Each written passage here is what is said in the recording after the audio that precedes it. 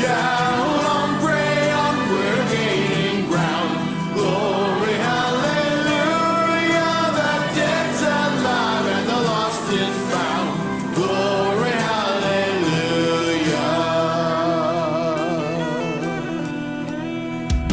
Well, welcome to a special episode of Civically Minded on Eschatology Matters and a special live stream event discussing the Southern Baptist Convention and its apparent lack of financial transparency. I'm your host, Cory Wing, and I'm joined by an incredible panel of powerhouse Southern Baptist pastors and leaders. Each of these men have worked tirelessly for the kingdom of Christ, and they all desire to see the SBC restored to being the biblically faithful and financially responsible entity that it once was. But before I get ahead of myself, let me introduce my guest. Pastor Tom Ascol has served at Grace Baptist Church in Cape Coral, Florida since 1986. He's also the president of Founders Ministry and the Institute of Public Theology. He has served as an adjunct professor of theology for various colleges and seminaries and has written hundreds of articles for various journals and magazines. Tom regularly preaches and lectures at various conferences throughout the United States and other countries. In addition, he hosts a weekly podcast called The Sword and the Trowel. He has a BS degree in sociology from Texas A&M University and an MDiv and PhD from Southwestern Baptist Theological Seminary. William Wolfe is the founder and executive director of the Center for Baptist Leadership. He has been a part of the Southern Baptist Convention for 13 years, and after spending a decade living and working in Washington, D.C., including working for 3 different members of Congress and as a director at the State Department and a Deputy Assistant Secretary of Defense at the DoD, William completed his seminary training and decided to combine his experience in public policy and political strategy with his theological education and knowledge of the SBC, creating the Center for Baptist Leadership. He has a BA in history from Covenant College and an MDiv from Southern Baptist Theological Seminary in Kentucky. Pastor Tom Buck has been at First Baptist Church in Lindale, Texas since 2006. He previously served as the senior pastor of Riverside Baptist Fellowship in Florida, a position that he held for 12 years. He's a graduate of the Moody Bible Institute in Pastoral Ministries and New Testament Greek, and he has a THM from Dallas Theological Seminary in Bible Exposition. He also has a doctorate of ministry in expository preaching from Southern Baptist Theological Seminary as well. And of course, Pastor Jeff Wright has served as the pastor of Midway Baptist Church in Cookeville, Tennessee since 2011. He holds a Master of Arts in Religion from Liberty Baptist Theological Seminary, and his vocational ministry is aimed at maturing Christians in healthy churches and making disciples for the good of their neighbors and the glory of Christ. In addition to his church service, he has worked in classical Christian education as an adjunct professor of hermeneutics at Bryan College in Dayton, Tennessee. I want to say welcome to each of you men, and thank you for coming on tonight to discuss what is honestly a difficult and unbelievable topic regarding the Southern Baptist Convention. Now, it may seem odd that for those of you that might know me, I'm an elder in the PCA, and why would a guy like me be hosting such a discussion as this? But I told these 4 men privately offline that I grew up in the SBC. My older brother's a pastor in the SBC, my younger brother a deacon, and my father was also a deacon in an SBC church for 30 years before he went to glory. Aside from my wife, myself, and our kids, everyone else in my family still remains in the SBC. Some, as I said, even holding office. But I also have a passion for the SBC because it's the largest Protestant evangelical denomination in America. And if you don't understand that, let me put some context to it. They have nearly 47,000 cooperating churches. They have weekly attendance over 4 million and membership almost at 13 million. They have more than 3,500 overseas missionaries and almost 3,000 US-based mission workers. It is safe to say that the SBC is a bellwether for American Christianity. And that doesn't even scratch the surface of the impact that the SBC and the network of seminaries they hold has on the training and educating of, I'll be honest, a vast majority of all U.S. evangelical pastors, regardless of denomination. My own pastor earned his doctorate at an SBC seminary. So regardless of where you call church home, the SBC impacts you. So join us tonight as we discuss how we can restore this wonderful denomination back to being scandal-free, biblically faithful, and strong, because that's what's best for America in general. Welcome, gentlemen. Thank you. Good to be here. Pastor Ascol, I think I want to start with you because so many know Founders Ministry, and of course your longstanding ministry among just not only the SBC, just you're kind of many of you are, in fairness, a staple in the Baptist community. So my first question, Pastor Ascol, is for you. How in the world did we get here? I think a lot of people who are aware of some of this, they don't even understand how any of this happened. So how did we get to the place we find ourselves tonight? Yeah, well, I'm not sure I understand it fully myself. I do know that we wonderfully saw God work in the latter quarter of the 20th century to restore the Southern Baptist Convention to a conservative heritage. And that is largely regarded by many of us in the conservative wing of the SBC as the conservative resurgence. And we saw our seminaries, our institutions and agencies purged from those who were pretending to uphold the authority of Scripture when in reality they were undermining it. And so, by God's grace, over those decades, we saw our seminaries being led by men who affirm the inerrancy and infallibility of Scripture, and those teaching in our seminary the same things, those leading our denominational entities also having those same convictions.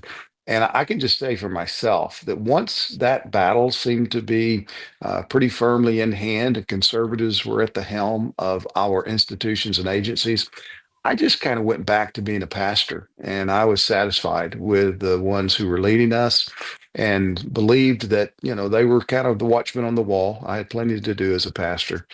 And it wasn't until probably 2016, 17 that people began to bug me saying, what do you think about this going on in our seminary? What about that?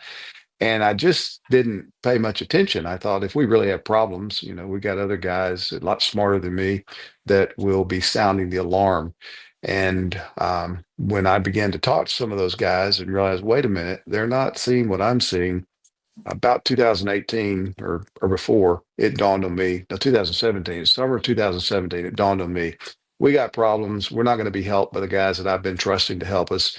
And so I need to start trying to get up to speed on things. So I think the culture just overwhelmed us, and those who were leaders fell asleep at the wheel. And today I look back and say they largely failed us. And it's sad to me to say that, but I believe failed leadership is certainly at the top of the list of how we got here. Now, I grew up, as I said, in this denomination. So you're talking, and I'll be 47 in about 3 or 4 weeks. So I was a little boy when much of what you're discussing was going on. So you're talking people like Adrian Rogers, correct? And other men. Who were some of the big key players that were involved in the conservative resurgence? You're talking in the very late 70s and the early 80s, correct? Yeah, it'd be Adrian Rogers, Paige Patterson, Paul Pressler, Russell Camerling. There were others as well, but Paige Patterson and Adrian Rogers were probably two of the foremost leaders. Charles Stanley, Bailey Smith, all of those men were involved as well. Well, and I grew up at what is now a pretty large church just outside of Charlotte, and they had the Bailey Smith Crusade every year. It was part of the warp and woof of growing up in that particular church. And so it was an amazing thing to see as all of that kind of came to the forefront.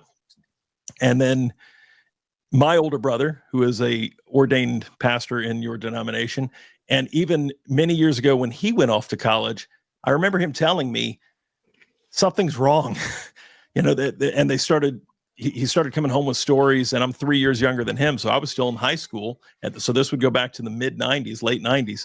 And he would come back and say, they're starting to teach us about the critical view of Scripture, and things that quite honestly don't make sense. I don't understand why we're getting fed this stuff. So William, I'm being told that you're not on screen. Let me try to fix this. My apologies, my friend.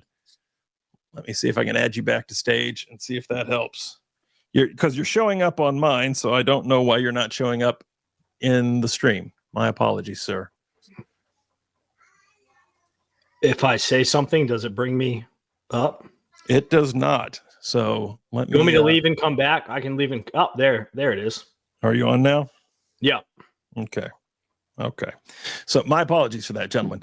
But so I was a boy when much of Pastor Ascol, much of what you're talking about was happening. And again, I think what you said is so true across the board. Whether you're talking denominationally, I think we as Americans have seen it politically. Christians especially have this mentality that things seem to be righting themselves. We've corrected the mission drift, and I'm going to go back to raising my kids and pastoring my church and doing all of the things that God's called me to do. And I'm going to trust that the guys that we put at the helm are going to just keep doing what we put them there to do. And sadly, what you just iterated about the SBC, we've seen rinsed and repeated everywhere else. Again, I'm in the PCA, and this could easily be 4 of us from the PCA and 1 of you hosting and us talking about side B theology and the revoice movement, or quite honestly, because I know William I saw him tweet about this over the weekend. What just happened over the weekend with one of our teaching elders going back and forth with Megan Basham about some segregated, lunch or service or something. So we have. Please don't let me paint the picture that the PCA has it all figured out. And so that's why I thought I'd come and pick on the SBC. Lord knows we have our own problems, and I would beg that you men in whatever spare moments you have, pray for us too. But it is amazing how this does end up being endemic across all denominations. Well, William, I would like to move down to you if that's okay, as with something that really is so glaringly apparent in this when we talk about the financial transparency or lack thereof. And I think one of the major reasons that you started the organization you started is, and I don't mean this particular instance, but I use this as a great example of what's going on. Former SBC president and longtime pastor of First Baptist Church, Woodstock, Georgia, Johnny Hunt, who I just read supposedly has a new trial date for his nearly 2-year-old lawsuit against the SBC and, of course, against Guidepost Solutions, which for those of you who may not know what that is, that's the company that was hired to seek out sexual abuse violations within the ranks of the SBC, and they were hired by the SBC to help kind of suss all that out. Well, he is now sued, or he did actually back in about 2 years ago. He sued the SBC and Guidepost Solutions for roughly $100 million. And they say that that's now about a week after your convention this year is going to finally go to trial. Is that some of what we're talking about when we say there's financial problems in the SBC? Well, yeah, absolutely. And just to check, can you guys hear me? All right. Yes, sir. Okay. Well, I mean, that's just one example. Let's break that down. I'd say there's 2 things at play here with the Hunt lawsuit. First of all, is the question of what was Hunt's compensation as an executive at the North American Mission Board? Was it reasonable? Was it a fair number according to the work he was doing for them and in line with their mission priorities? Is this something that all Southern Baptists, if we knew, we'd be happy to say, yes, Johnny Hunt is worth approximately $600,000 a year?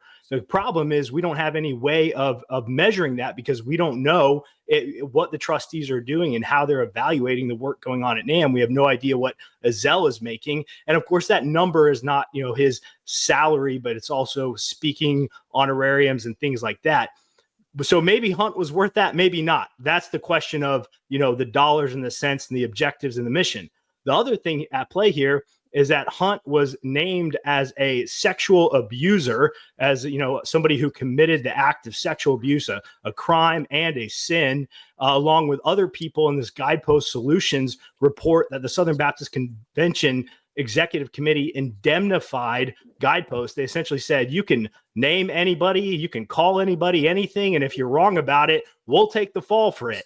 And so certain people like Johnny Hunt said, yes, I've sinned. I've committed adultery. I've violated the trust placed in me as a pastor, as a Christian leader, but I did not commit sexual abuse. I didn't commit a crime. And so I'm going to sue you for defaming me and slandering me in this way. And there's other people who are suing the Southern Baptist Convention over that as well. So we have lack of transparency and then some completely boneheaded mismanagement of the fiduciary responsibilities of the executive committee of the Southern Baptist Convention that's led to this issue.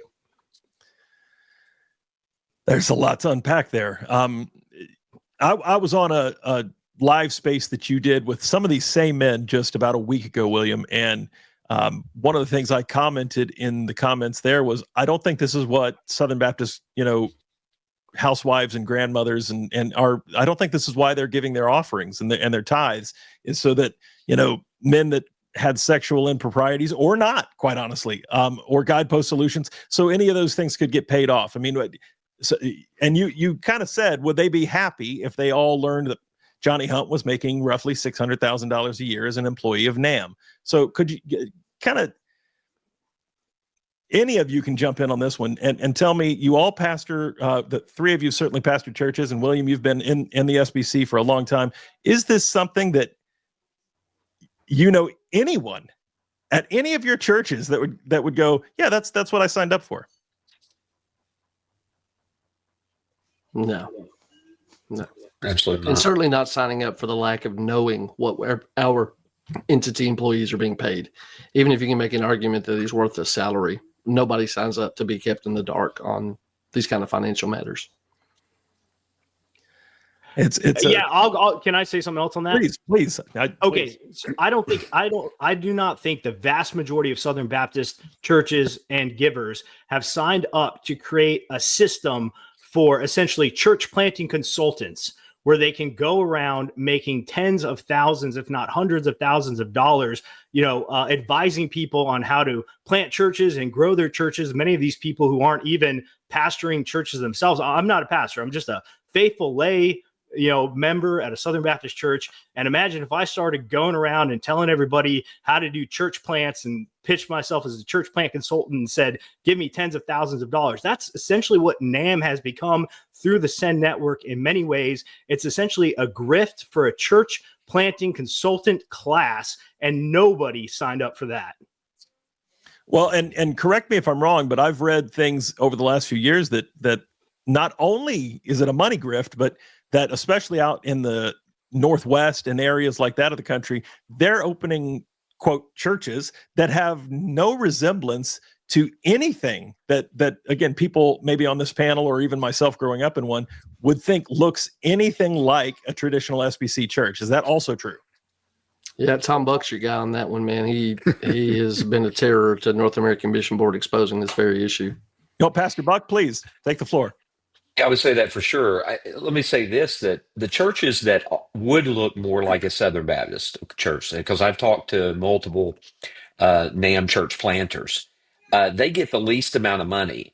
And then the guys that they consider to be, doing you might use the term, sexy job, where they're in particular areas or doing something that's a little more edgy or whatever it may be, they get more money.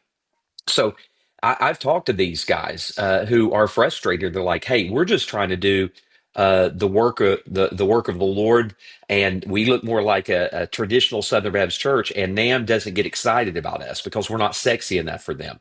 While they're paying big money, I doubt that Johnny Hunt's too far off from the number that he gave, especially if he's going to go to court and have to prove that. And then, of course, you have all the churches in the Northwest and in California that have been filled with women preachers, women who preach, women who had the title pastor. Now they've removed it. And whenever we would expose it, they would keep the same job description, which was elder-esque, but yet they would then drop the title of pastor. It was just a word game. It was a shell game that they were moving things around. And that's a fact. I mean, I've given so much evidence publicly on that, try to deal with it privately. And I think that's one of the biggest problems that all the men here have is people make mistakes. You can't have a big entity as large as NAM and there not be something happen that's a mistake, right? And so we're not looking to fry somebody for every single mistake that occurs. But the problem is that there's no transparency even on that. When I would email them, I would get the runaround. Kevin Azell would even once said that I just had a heart problem because I would continue to ask questions about things. He said that in an email to me. And then he would tell me one thing, and then I'd find out that there was something totally different that was taking place and going on. It's just sad to see that we cannot get straight answers from our entity heads. So it's not just financial; it's just in the practice, and they don't repent. Just come out and say, "Hey, I made a mistake." One of the things I said to Kevin Ezell on the phone one day, I said, "I'd like to know," and I said, "if I were in your position as the president of NAM, I would be asking my guys, how come a little country preacher in East Texas of a small church knows more about what's going on in NAM churches than I do, and I'm the president?" I said, I'd be wanting to know that. And his response to me is this: "Yeah, that's a good question," but never would get down to the heart of things. Well, so that leads to something that happened last year in Indianapolis. Saddleback Church, of course, was disfellowshipped and was somewhat a sacrificial lamb for this very type of topic, correct? I mean, they were ordaining females. Can you walk the audience through some of what happened there and kind of how all that came to a head? Let Tom, you probably know that as well as I do. Well, yeah, I mean, Rick Warren, when we were out in California for the annual meeting, held court on the floor of the Southern Baptist Convention and claimed that he had trained more pastors than the Apostle Paul and the SBC combined, or something like that. I forget the details, but anyway, 1 million men or something like that, are people, not just men, for pastoral ministry, and he'd been faithful Southern Baptist and yada yada. So that was his appeal, to not have his church dealt with. And I think that was the year it was famously said, with the committee that was studying this, we don't know what a pastor is, so we don't know how to handle this. Well, they got embarrassed sufficiently enough that the next year everyone was pretty convinced that whatever a pastor is or isn't shouldn't be a woman. And so they were brought up to be removed. And in Indianapolis, that did happen. But it was everybody talks about, oh, look how the conservatives handled this. Look, anybody could have given a speech and Saddleback was going to be removed because they had so flagrantly just in the face of the SBC and everybody else. Rick Warren stands up and says, I was wrong. I realized that women can be ordained, and they just very famously ordained, I think it was 3 women to be pastors. So yeah, that was I mean, it was important to remove them because it did signal that, yeah, we're not going to tolerate this. But on the other hand, it was not the kind of cases that Tom Buck has been uncovering, that once they were brought to light, people began to shuffle and change titles and change their websites in hopes that nobody else will notice. So I don't put a lot of stock in that. Well, and the big story was really not Rick Warren. The big story is the one that nobody really talked about, and that was the other church that had the female That's pastor right. that was in Kentucky. Fern I Creek. can't remember what her name was or the church's name, but Fern they were Creek. disfellowshipped at the same time. And she comes on the floor. The most important question at that convention was made by her on the floor. Why now? Mm. She Mhm. asked that question. That's the question of that convention, a particular, I should say, gathering. And so she was not too far from Louisville. So they knew that was going on. Paul Chitwood had preached in her church while she was pastor. Now, I've talked to Paul about this. This is when he was not when he was with IMB, but when he was over the Kentucky um, Association of the state. And so they knew it was going on. He had preached there. Al Mohler knew it was going on. He knew they were down the street. But yet in 2019, I sat in a room with several other men. Albert Mohler was there. Danny Aiken was there. And we addressed the very issue and the problem with women preachers. And Dr. Mohler looked at us and said, there is no problem with women preachers in the SBC. There's probably some people sitting here that could confirm that I'm telling the truth on that. And he then proceeded to say, that we were giving him evidence, and he was just ignoring it. It was just a week later that Beth Moore did her famous Mother Day sermon, and Dr. Mohler went on Twitter shocked, that, and she said something about Honeycutt, Dr. Honeycutt. Tom, you probably remember this. And Dr. Mohler went on and said, I never thought I'd see the day. Well, we had told him the day's already here 2 weeks earlier. So And I don't mean to smack him down. It's just we've been failed by our leadership from Dr. Moeller all the way down. I love Dr. Moeller. I respect him. He's one of the reasons I stayed in the SBC, because I came out of DTS in 1993. I was wondering if I was going to stay in the SBC because I'd grown up in it. Dr. Moeller becomes president of Southern, and that gave me hope. And so I respect these men. I love these men. But we have been failed because they have not. I remember specifically saying to Dr. Moeller, you're a general. We're your soldiers on the front line, and we're coming and reporting to you what's taking place. And we need you to hear what's taking place.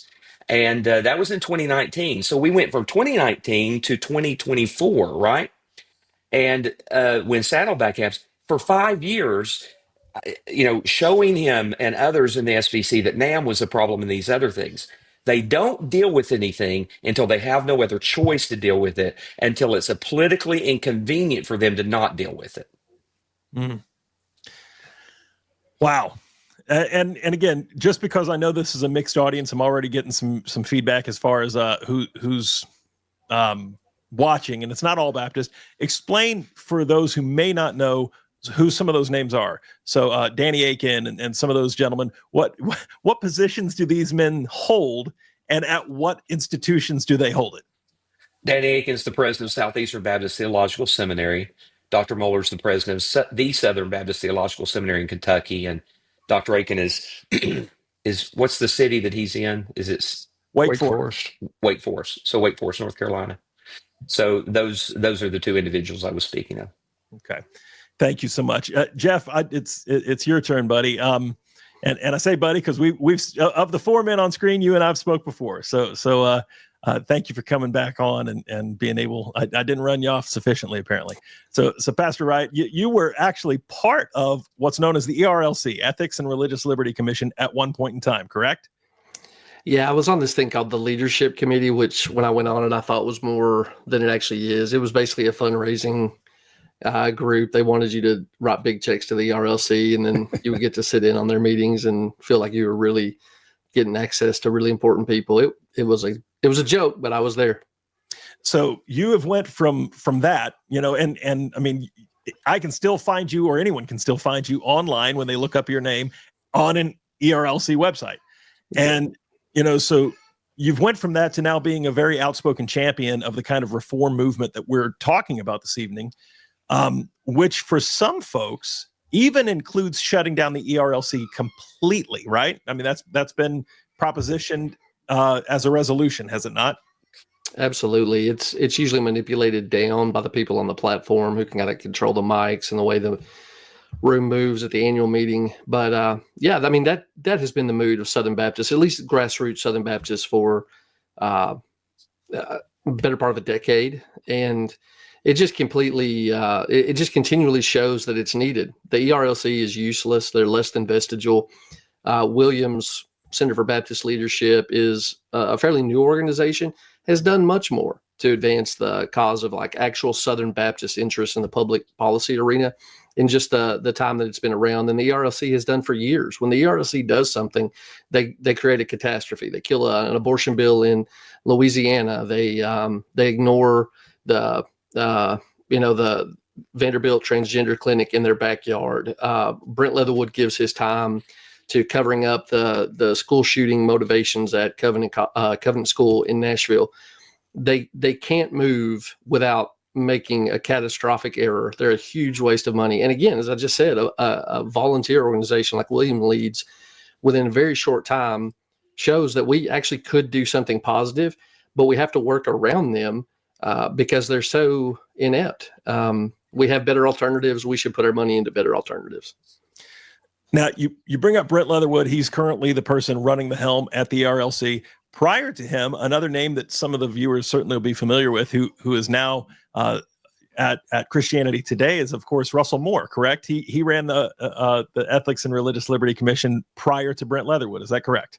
He did. He ran it into the ground, and there is some evidence that in some ways he's kind of running the ERLC by wire, or at least was initially through Brent Leatherwood. He was Leatherwood was salvaged from being dismissed by the Tennessee GOP for undermining incumbent candidates who weren't to his liking. And so this is a guy who's always been a subversive, but he failed forward, landed at the number 2 man spot in the ERLC eventually, and basically got the job because Dr. Moore had made it so toxic.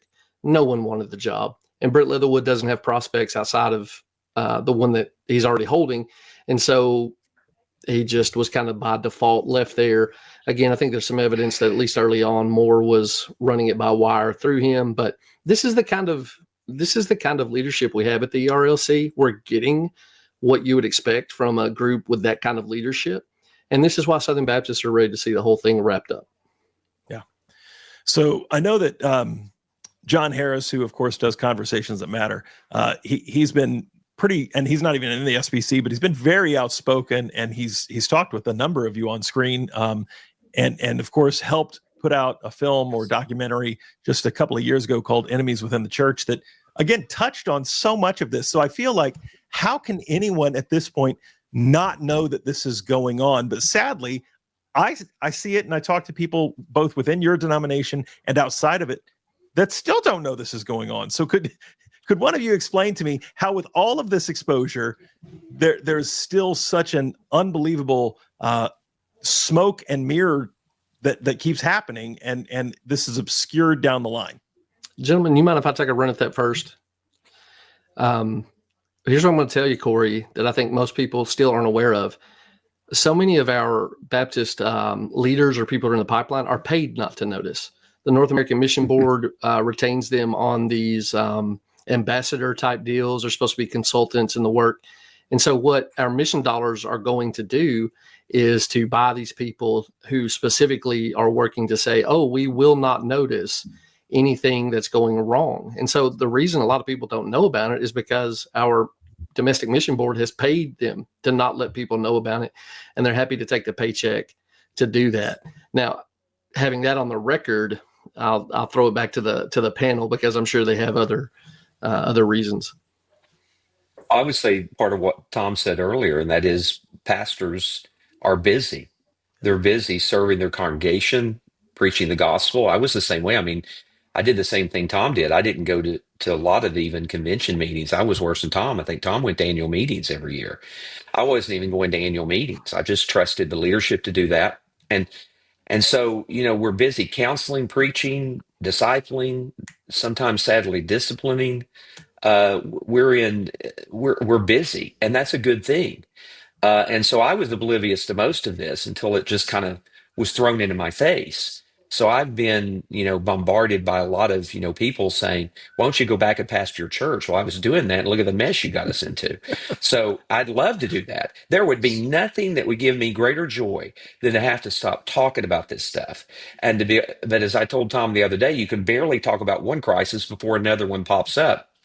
But most pastors, they're not on Twitter, they're not on X, they're not on social media. They're just loving their congregation, serving their church, and they believe what they're being fed. Right. And that's what, Jeff is talking about. The people that are paid not to notice are also paid to tell other people everything's fine. There's no problem. We're your conservatives. We believe the Bible's inerrant. If I hear that one more time, I think I want to vomit. Not from the wrong perspective, right? Because I believe it's inerrant too. But they act like that's the magic word to not, don't look behind the curtain. Don't pay attention to the man behind the curtain, because everything is fine. And we Southern Baptists want to believe their leaders. I want to believe my leaders. They're loyal people. Look at what they give to the cooperative program and to the other institutions, because they love the Lord. They love missions. They trust their leadership. That's a positive thing when you have good people at the helm that are doing the work well and protecting the people. But when that doesn't happen, it's a lot like you don't know you have bad policy until you have a problem, and you don't know you have bad leaders until you find out that now you're $13 million in debt and going to be quicker and quicker. Yeah, I would Cory, underscore that. go ahead. It's failed leadership again, because at any point along this process over the last 8-9 years, one or two key leaders in the SBC could have stood up and said, wait a minute, this is bad. We need to stop this.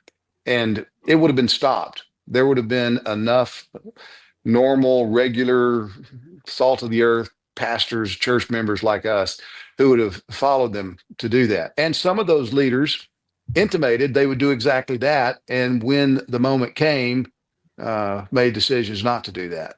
And so it's leadership. It's a failed leadership. You've got the heads of the entities who have remained silent or tried to say, oh, everything's fine. You've got folks who raise questions being pigeonholed as what Brent Leatherwood called us recently, grievance grifters. So we're always complaining, always pointing out problems.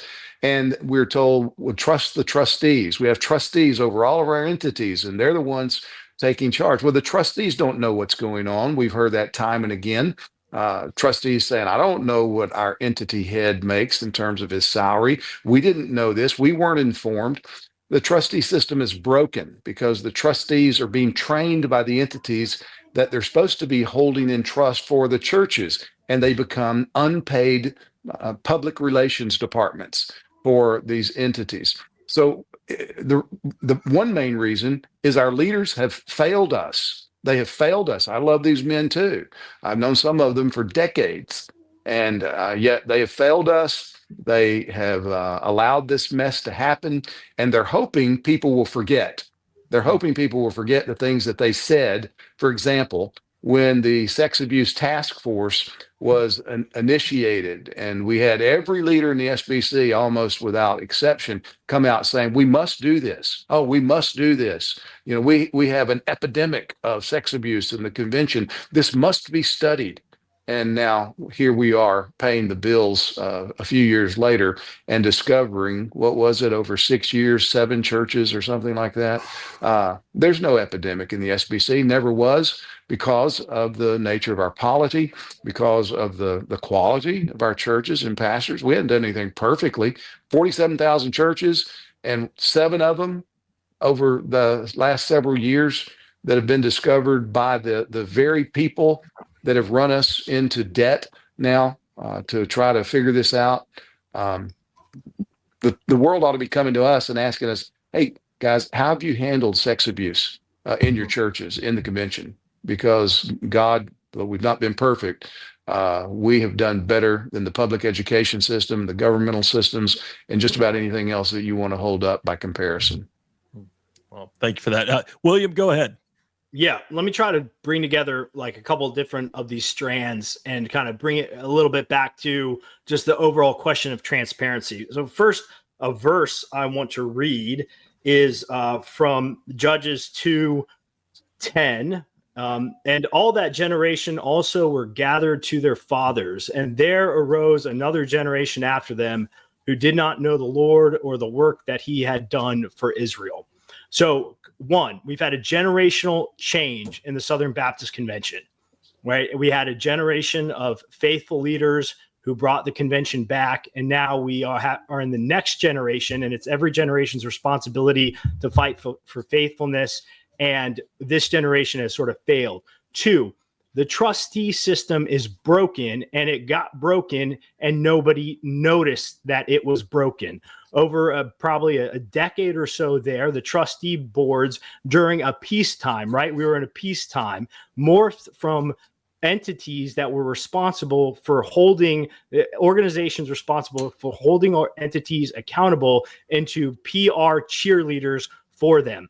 I was just recently speaking with an older brother at my church. This man was an incredibly accomplished individual in the private sector. He's been on plenty of boards. He worked in the healthcare industry. He said, when a trustee board gets together, they have one question and one question only. Is the chief executive officer fulfilling his mission for this organization and fulfilling the fiduciary responsibility that this organization has to its shareholders? And if not, then can we fix it? And if we can't fix it, we need to find a new leader. Somewhere along the lines over the last 2 decades in the SBC, our trustee boards quit doing that and became cheerleaders instead of an accountability mechanism, and nobody noticed that it's happening.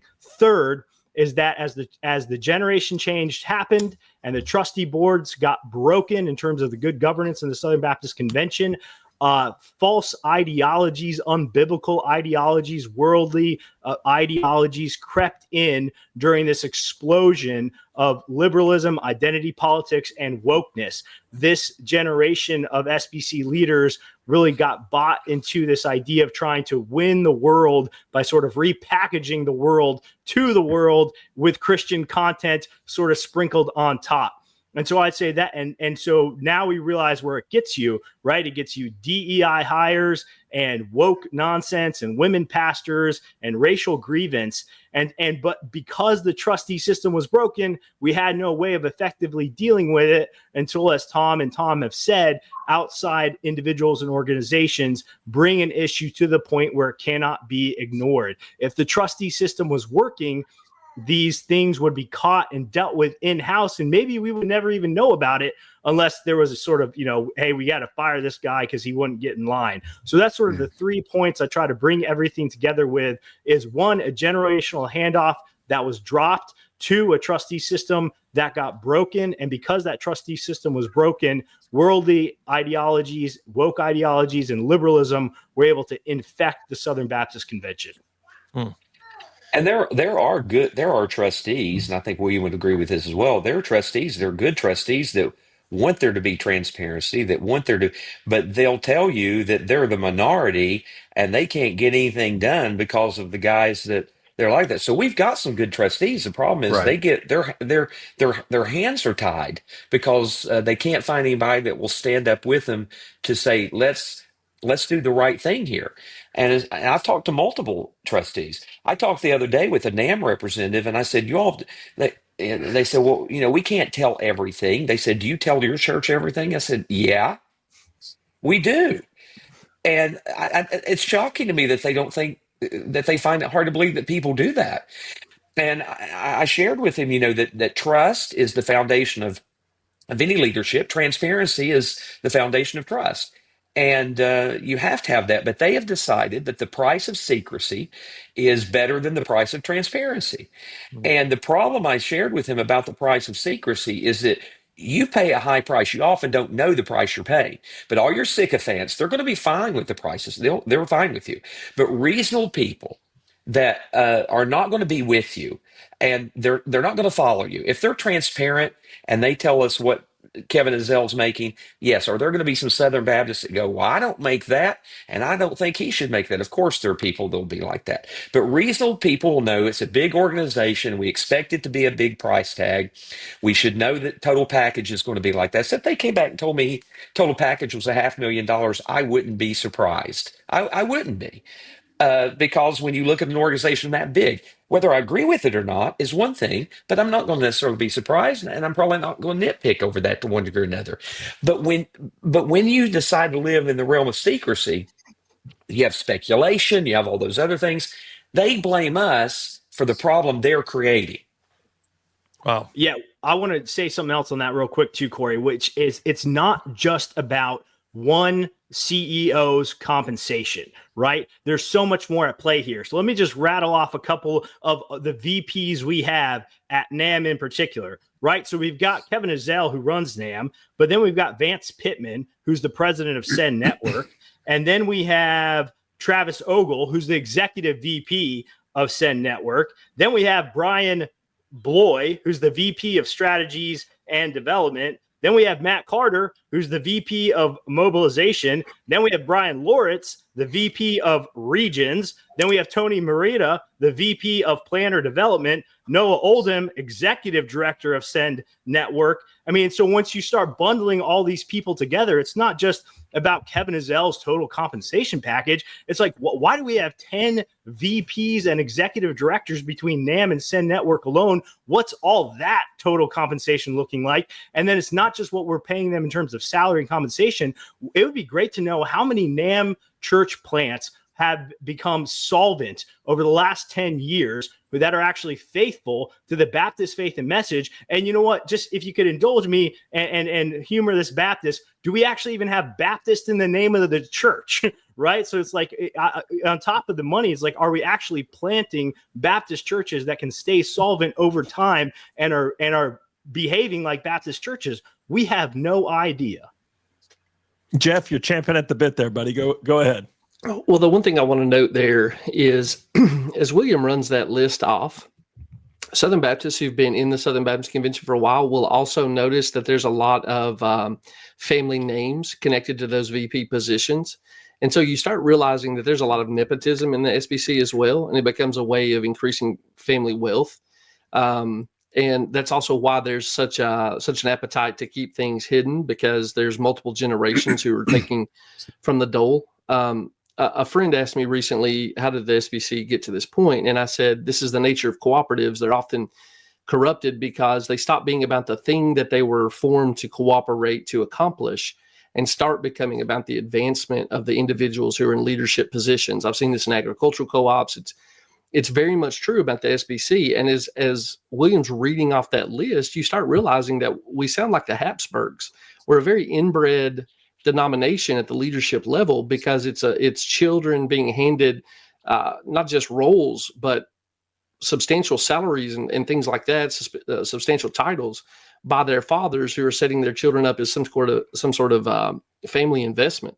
And once you start scratching at a few of those things, once you get a little bit of detail that will allow you to do that, you start seeing it's pretty compromised from every angle. William, you came from Washington, D.C.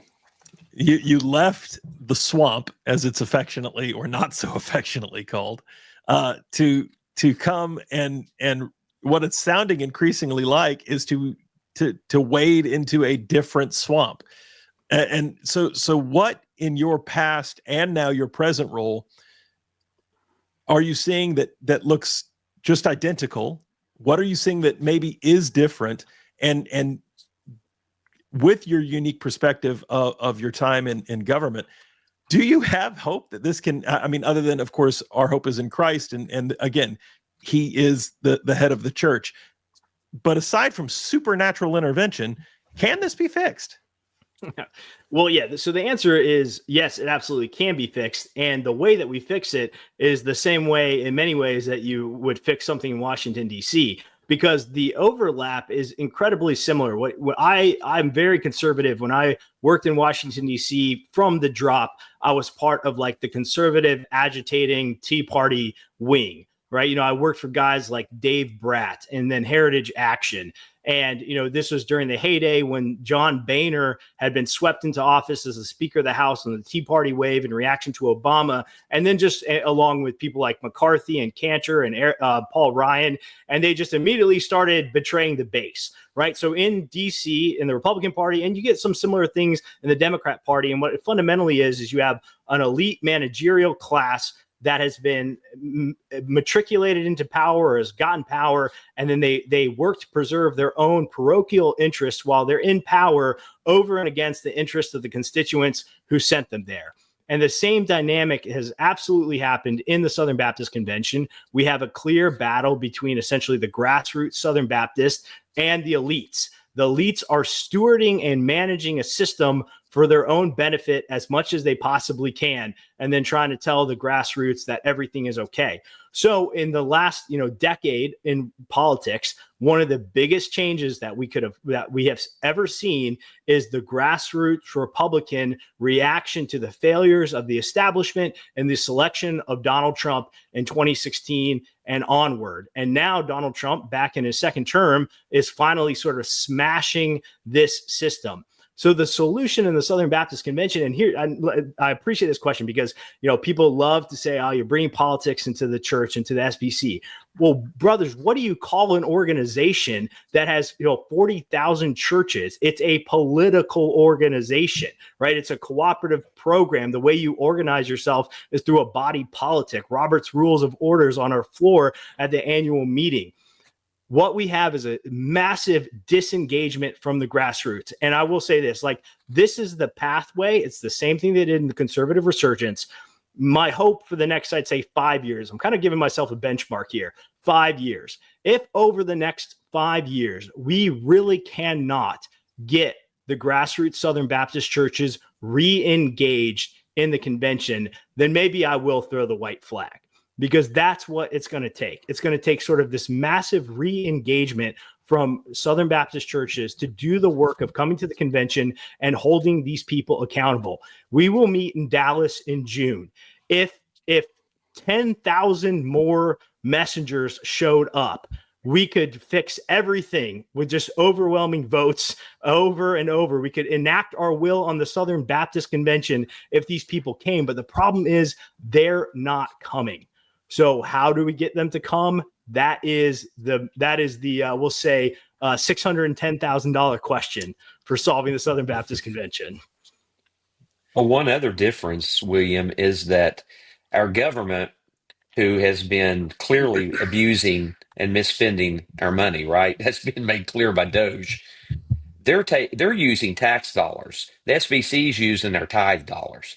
They're taking money from honest to goodness, sweet little old widows in my church. I'm not just, they are, who are sitting there and writing checks and giving to the Lord. They're taking the Lord's money and acting like they own it. It's bad enough when a government leader takes our tax dollars and acts like they own it. It's worse when a leader of a religious convention, the largest Protestant denomination in America, takes dollars that people are giving in gifts to the Lord and act like it's theirs. Yeah, buys box seats at baseball games and hands out unable to be counted pieces of swag to make everybody feel good about being part of the club. Well, didn't NAM stay at the Ritz in New Orleans or something like that? Wasn't that exposed? Remember that? They had a trustee training. They had a trustee training event at the Ritz. Is what I think you're referring to, Tom. Which again is to the point that they groom their own trustees to be loyal to the entity rather than the people that are supposed to be safeguarding the entity on the behalf of. Cory, you may not know this, but a while back, you asked me about the ERLC. The ERLC became so odious that their the president of their trustee board, who I don't have a lot of alignment with, worked with the trustees and said, it's time for Brent Leatherwood to be fired. Went to fire Brent Leatherwood. Brent Leatherwood called Papa at Christianity Today, had him squall to his elite leaders, buddies with big platforms, and got the trustee president dismissed. So even when the trustees are not groomed into just complete yes man status, even when they are forced at such a crisis point as Brent Leatherwood's incompetence, they can't even hold the leaders accountable. The system is corrupted top to bottom, and it shows up in things like the trustees getting to go to the Ritz on missions giving dollars. And when they do find that they have to do something or feel like they need to do something, they can't get it done because establishment evangelicals intervene to stop actual accountability. The story's actually a little bit worse than that. And since we're doing this, it can live on for everybody here. From what we've been able to piece together, after Indianapolis, where there was a pretty big vote to abolish the ERLC led by Tom Ascol, maybe 30, maybe 40% of the room, the trustees knew Brent Leatherwood needs to change. Something needs to change. And they communicated that to him. Well, then when Biden dropped out of the race, Brent Leatherwood took Democrat talking points and essentially cheered Joe Biden for doing what's in the best interest of the country, by stepping out of the race. And that was sort of the final straw. And so Kevin Smith got essentially verbal agreement from the executive committee of the trustee board. And this speaks to how messed up these trustee boards are, is there's another little board on top of the board that makes decisions for everybody else, that he needed to put Brent on leave. They needed to discipline Brent and bring him back into line. Okay, so then Kevin Smith drove from Florida to meet with Brent in his Nashville office to tell him he's going on leave until they can figure this out. And Brent sits in the office across the table from him and says, no, I'm not going on leave. You can't make me go on leave. So Kevin Smith, kind of being a little bit of a hothead, and I've seen this in person before, sort of fell, bottom backwards into doing the right thing and said, okay, well, if you're not going to go on leave, I'm the chairman of the board, you're fired. And so then Brent's, I think, is just like, okay, yeah, we'll see. So then Kevin walks out and tells the ERLC press person there, I fired Brent, put out a press release, I'm in charge. So they do that. And so then Brent calls Russell Moore and they spin up the whole campaign. And at the end of the day, who comes out on top? Brent Leatherwood and Kevin Smith, a black I will note a black chairman of the board of the trustees is dismissed. So, I mean, it's even worse than you could possibly imagine. Wow. I've said that a number of times, but because this is so incredible. I mean, this sounds like palace intrigue, which you just don't expect, to all of your points within the house of God, of course. And I being in the PCA, and again, I don't want to throw all the stones your way.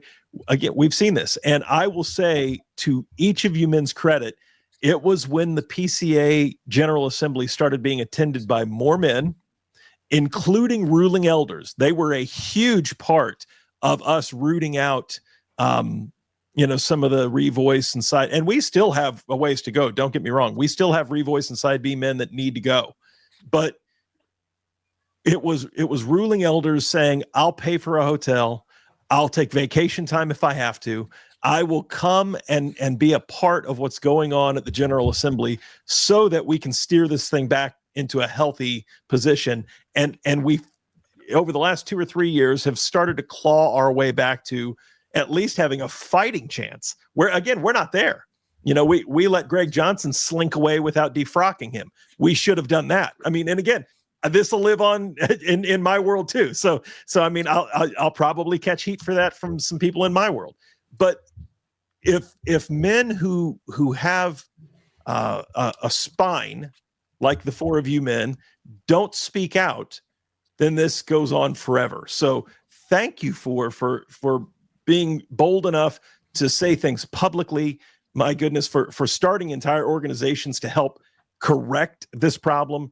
I know, again, I've listened to Russell Fuller talk about this on other podcasts and talk about what he's seen firsthand there at, in Kentucky. And so it's incredible to see how deep this really goes. I want to be, again, respectful of time. And Pastor Ascol, I know you said early on that you need to go right at about the hour point, and we're getting very close to that. If some of you other men want to stick around and kind of bat around some topics, I'm happy to do that. But Pastor Ascol, you can drop out whenever you need to. I want some practical, logistical steps that and we'll kind of take them in order. Each of you can have a turn, and Pastor Ascol, will start with you so you can dip out when you need to. Give me some practical steps that for the Southern Baptists that are watching, or maybe family members that are like myself, who are in another denomination but have loved ones that are still in the SBC.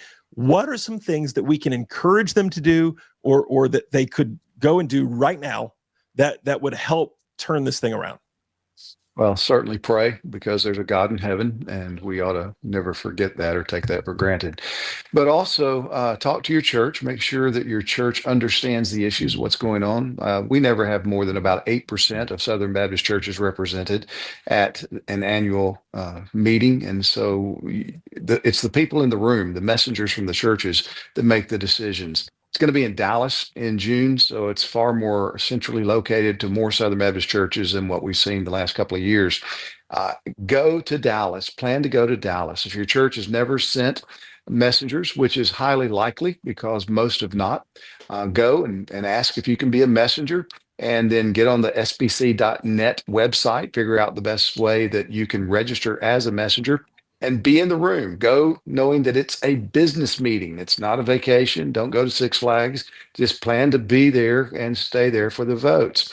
Watch for these kinds of issues. I fully expect there to be a motion to call for a task force that will be given authority to look into every entity, every agency, not just financially, but all of their activities and procedures for the last 10 to 15 years, and bring a report back to the convention. That thing needs to happen. And so if you're not in the room when that motion is made and debated, then you're not going to be able to impact that.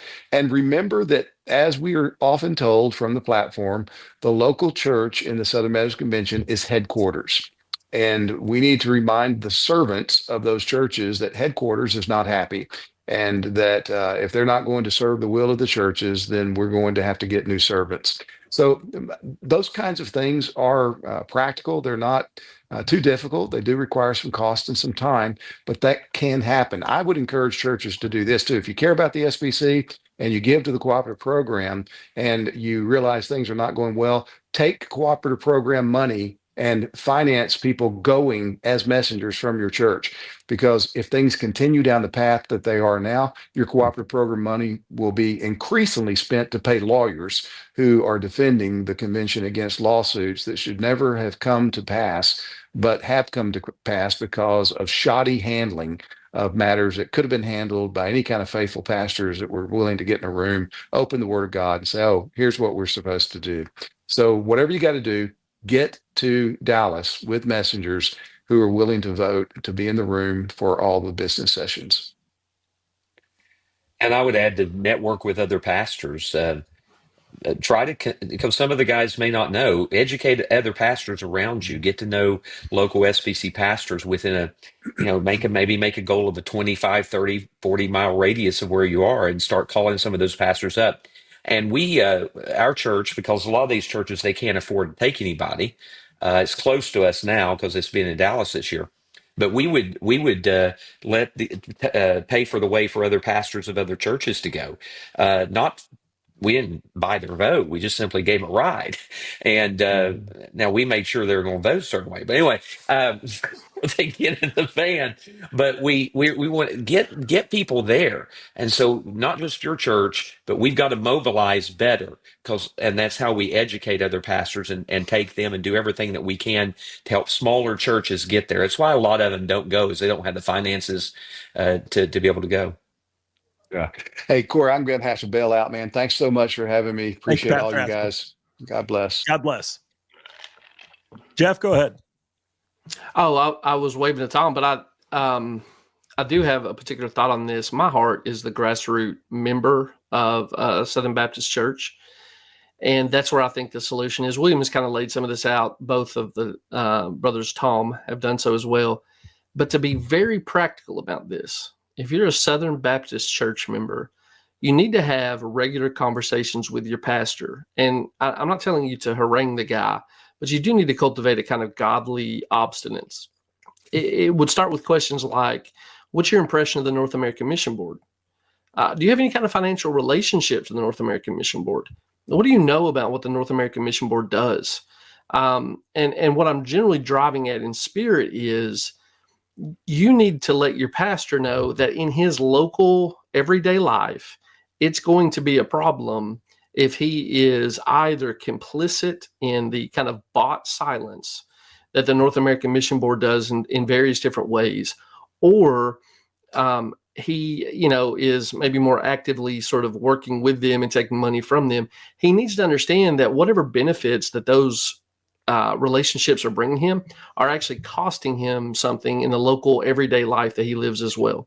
I don't think that it's possible to overcome the North American Mission Board's financial manipulation unless members and churches say, I'm not okay with SBC, and I'm not going to let my pastor be okay with the state of the SBC on a regular basis.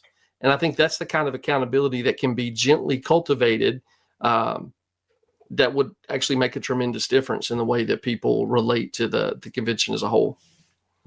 William?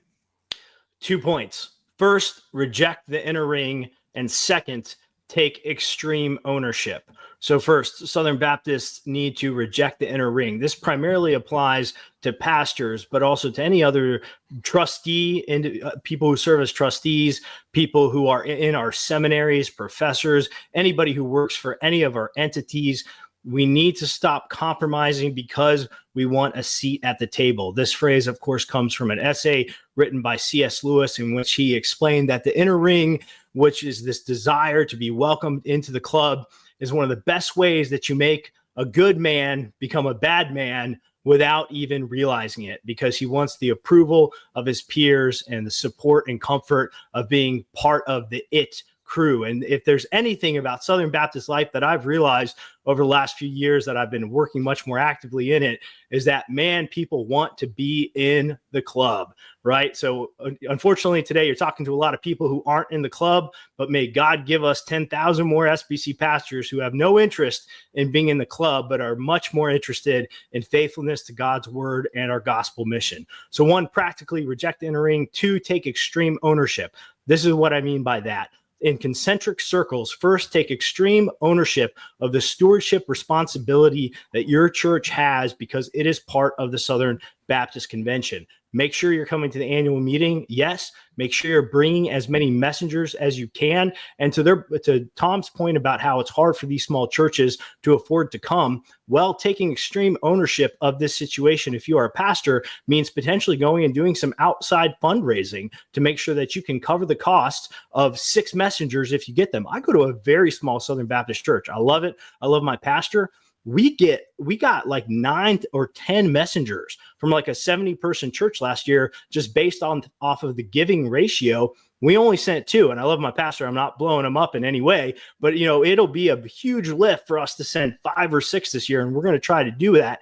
But that's the numbers that get us to win. So 1, come; 2, bring all your messengers; and 2, extreme ownership and concentric circles working out includes talking to other Southern Baptist pastors in your local association and your state association.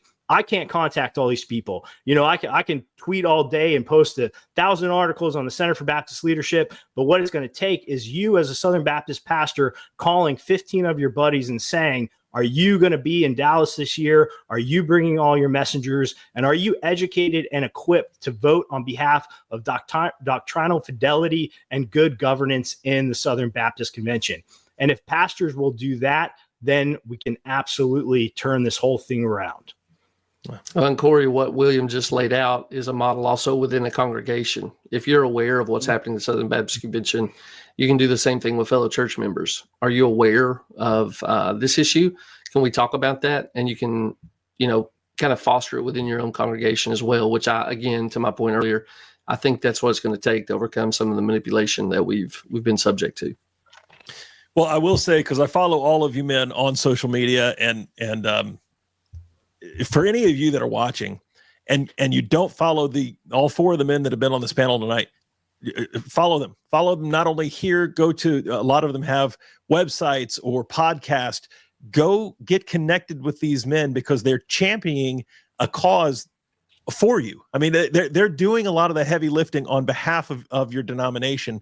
And so I beg you, get connected to these men, let them be a sounding board for you. And to what Jeffrey and William and Pastor Buck have all said, let them inform you, if nothing else. Stay abreast of what is going on. If a guy like me, who's in a different denomination, can pretty much know about most of everything that we've talked about tonight, because again, I find this important, then all of you that are currently in SBC churches have no excuse as to why you couldn't keep yourself a little more educated about what's going on and how in the world to get this turned around, because it absolutely can. I think Pastor Ascol's parting advice of remember that again, God is in control. The church is his bride, and he will indeed purify her, because he promises to do so.